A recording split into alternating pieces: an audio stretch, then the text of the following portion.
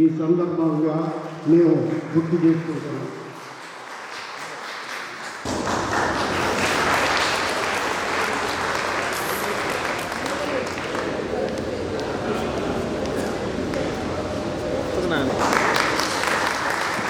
రామ్మోహన్ గారు బుక్కాన్ని చేస్తారు.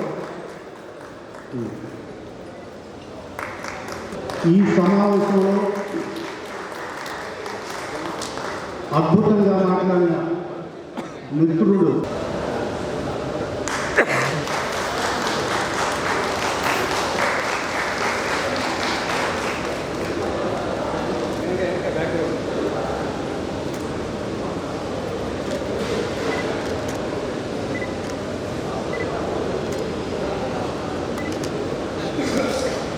స్థాయి నుంచి కార్యకర్త స్థాయి నుంచి ఎంతో మంది, వేల మంది, లక్షలాది మంది ఎందుకు అట్టడుగు స్థాయి నుంచి ఎంతో ఉన్నత శిఖరాలకి వేల లక్షల మందిలో ఎక్కబడినటువంటి పరిస్థితి ఈ పార్టీలో. అటువంటి అవకాశాన్ని పార్టీ ద్వారా, పార్టీ స్థాపించడం ద్వారా అందించినటువంటి మహనీయుడు ఎన్టీ రామారావు గారు. ఇది ఒక ఎత్తు. రెండో పార్టీ ఆలోచిస్తే ఆయనలో ఉన్నటువంటి మానవత్వ విలువలు, పేదవాడి కోసం పార్టీ పెట్టాడు ఆయన. పేదవాడికి తినడానికి తిండి, ఉండటానికి గూడు, కట్టుకోవడానికి పట్ట, ఈ మూడు నిజంగా కోరుకునేది ఈ మూడే. ఈ మూడు సంక్షేమ కార్యక్రమాలు ఎవరు ఏం చెప్పినా సంక్షేమ కార్యక్రమాలకు సృష్టికర్త మాత్రం ఎన్టీ రామారావు గారు అనేది 100కి 100 యథార్థం. ఆయన ఆ రోజున ప్రారంభించినటువంటి కార్యక్రమాలు దేశవ్యాప్తంగా ఆ తర్వాత అనేక మంది నాయకులు రోల్ మోడల్గా తీసుకొని ఇప్పుడు కూడా అమలు చేస్తూ ఉన్నారు. ఇక ఆ తర్వాత చంద్రబాబు నాయుడు గారు అంటే ఈ కార్యక్రమాలతో పాటు బ్రహ్మాండంగా సంక్షేమ కార్యక్రమాలు, అభివృద్ధి కార్యక్రమాలు రెండింటిని కూడా 2 కళ్ళుగా ముందుకు తీసుకెళ్ళినటువంటి పరిస్థితి ఉంది. తెలుగుదేశం పార్టీలో చిన్న నాయకుడి దగ్గర నుంచి పెద్ద నాయకుడి వరకు ఆయన్ని మరిచిపోయిన సందర్భం ఏమైనా ఉంటే కదా మేము ఎన్టీఆర్ని గుర్తు చేసుకోలేకపోవడం. నందమూరి తారక రామారావు అనగానే తెలుగు జాతి మొత్తం తలెత్తి చూస్తుంది. గుండె నిండా ఊపిరి పీల్చుకుని ఇలా మనది, మన యుగ పురుషుడు అంటూ ఎప్పుడు ఆయన శ్వాస, ఆయన ధ్యాసతో ప్రతి అంగం పరవశిస్తూ ఉంటుంది మన తెలుగు నేల. అటువంటి వ్యక్తి గురించి, అటువంటి యుగ పురుషుడి గురించి,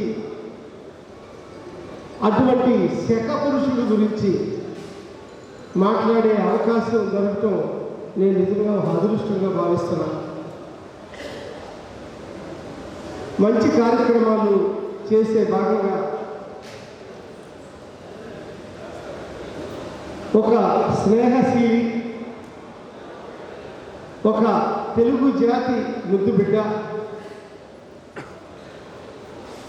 అటు సినిమా రంగంలోనూ ఇటు తెలుగుదేశం పార్టీని స్థాపించి రాజకీయ రంగంలోనూ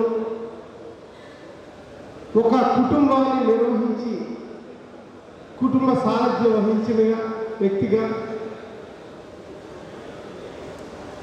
స్నేహం, కష్టం, త్యాగం ఇవన్నీ తెలిసిన ఎన్నో గుణాలు, మరెన్నో సుగుణాలు ఉన్న వ్యక్తి ఎవరన్నా ఉన్నారంటే ఈ తెలుగు జాతి గడ్డ మీద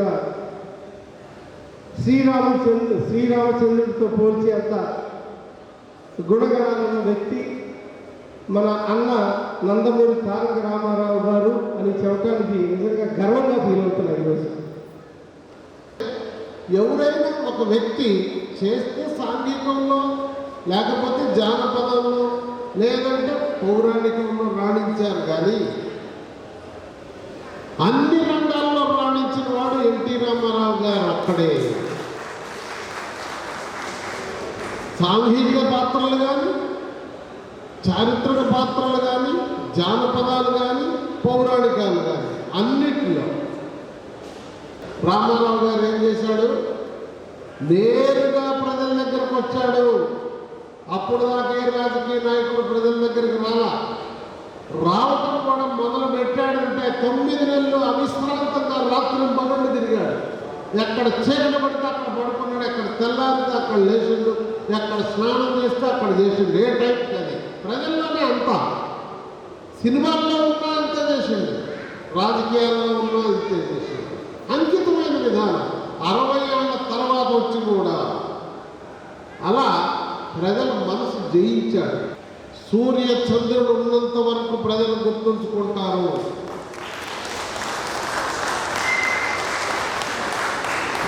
మనందరం ఆయన వారసులుగా తెలుగు జాతికి ఆయన చేసిన సేవలకి, తెలుగు జాతి ఖ్యాతికి ఆయన చేసినటువంటి సేవకి రుణం తీర్చుకునే విధంగా ప్రతి ఒక్కళ్ళం ఎన్టీ రామారావు గారి కోసం పనిచేద్దాం అనేది మీ అందరికీ తెలియజేస్తూ